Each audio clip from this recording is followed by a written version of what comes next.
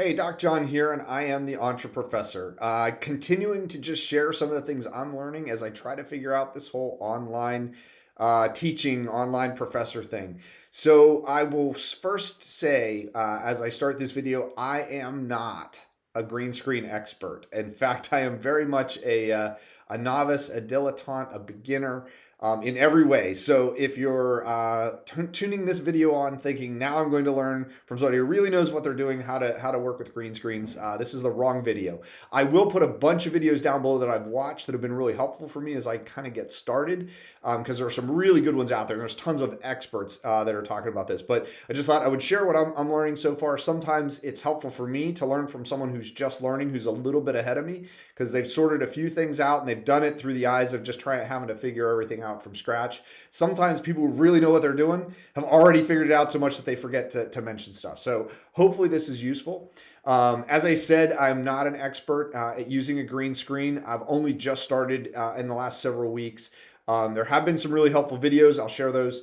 What I would say is I've learned so far is it does not take a whole lot to get started with green screen. The main thing is lighting. And I'm just trying to figure out lighting. I've had people tell me already that like my lighting's not great or things look washed out. Some of that is the way lighting's positioned. Some of it is the lighting that I'm working with is still pretty basic. Some of it's the camera, and some of it's even the post production. But anyway, all that to say, I think the first thing about green screen is get one and try it out.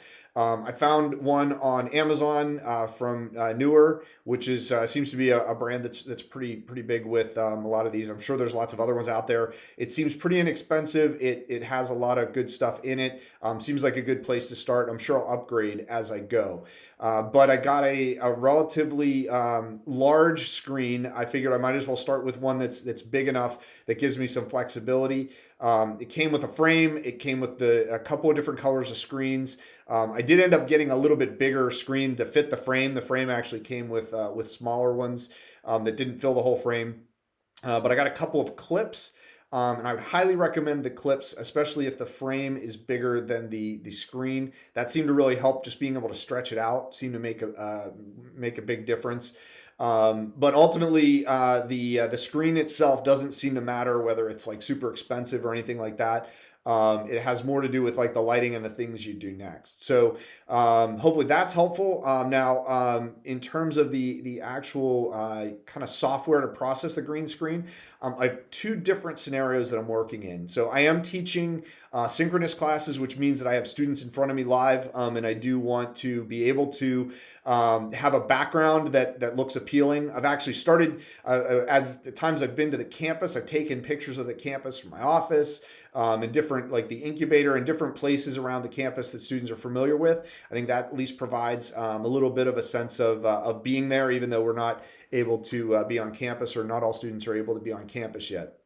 So, but with the backgrounds, like getting those couple of background pictures that are familiar and interesting, I've drawn a lot of photos from Pexel.com, Pexel.com. I'll put the link to that below as well. If you haven't used it, it's an awesome source for stock photos and video that you don't have to pay for, and you don't have to pay for a license to use. So a lot of the services out there you have to pay fees, but they let you use it as like a kind of an open source. It's a great community of artists that are sharing their work, and it's really a great place to go. So that's where I get a lot of the images, and then really it's a matter of putting it together.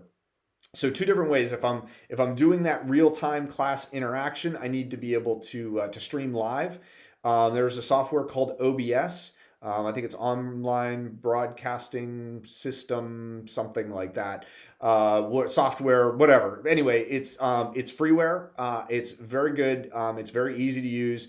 Some good videos out there to show you how to use it, and I'll put those in the notes below as well. It's so easy I was able to figure it out. So hopefully that proves useful to you as well.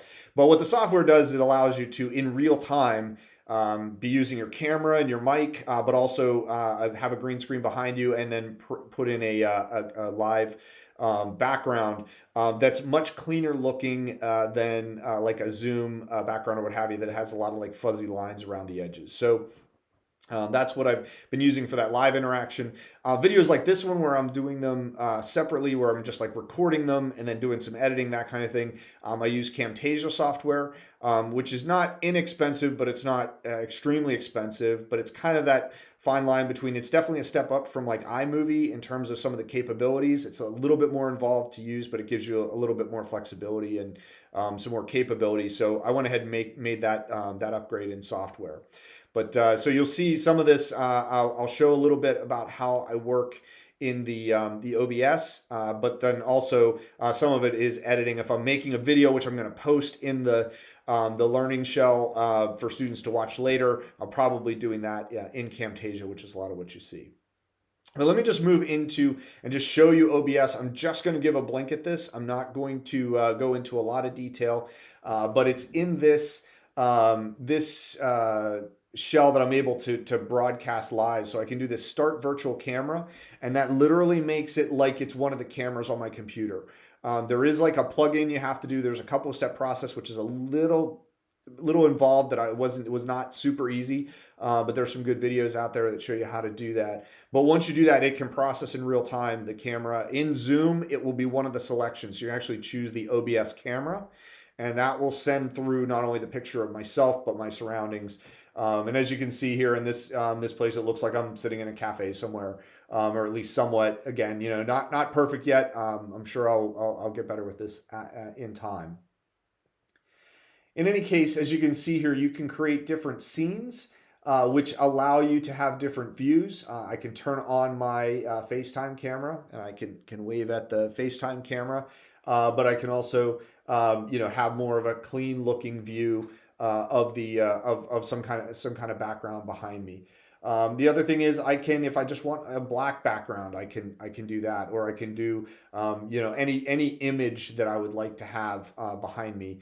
That's easy enough. So that's how I use my green screen in real time. What I'll also show here is how I use the Camtasia software for when I'm doing recorded videos that have editing.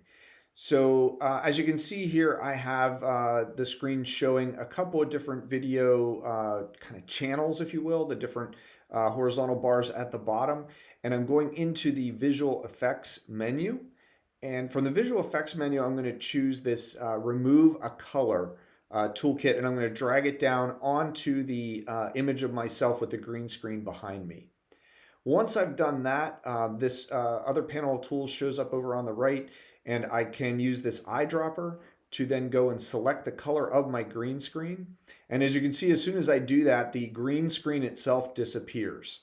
Now all I need to do is remove the edges. So I'm going to bring each one of these edges in by grabbing hold of these little tags on each side and bringing the sides in and bringing the top down. So what that will do is make it so that all that is seen here is the green screen itself. And of course, I have to be careful that I don't reach over to the side, because obviously that will show the edge of the where the green screen cutoff is. But what it does is it allows me to have that clean, continuous look of the background and then myself in front of it. Then once I've done that, you can adjust, a couple of different adjustments here that you can make to kind of clean up the edges and the coloring and the hue. And then you can go into more visual effects if you want to change the colors. You can also change your lighting and those kinds of things. But in any case, those are some of the things that I do initially just to get that green screen effect. So that it doesn't look like kind of a fuzzy mess around the edges like it often does on Zoom or in a video, and still have a background that maybe looks a little bit more polished than my home office. So hope that's useful, and let's keep going.